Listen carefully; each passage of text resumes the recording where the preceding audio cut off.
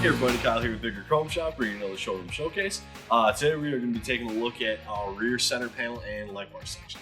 So, light bars over here, as you can see we have it mapped out super easy. We have the pictures for all of them right underneath the boxes. If you see one you like, go ahead and grab the box above it.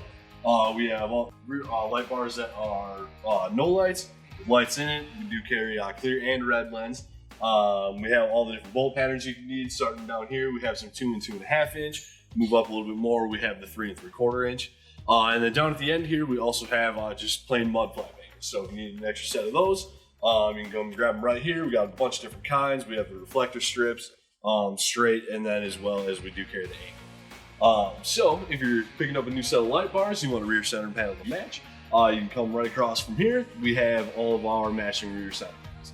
So we have a couple different brands, Trucks, United Pacific, and a few others as well. You just pick out one that you like that matches your light bars and good to go. If you want to check out any of these products or anything else that we offer, go ahead and visit our website at biggerchromeshop.com, and then don't forget to follow our Facebook, YouTube, and Instagram.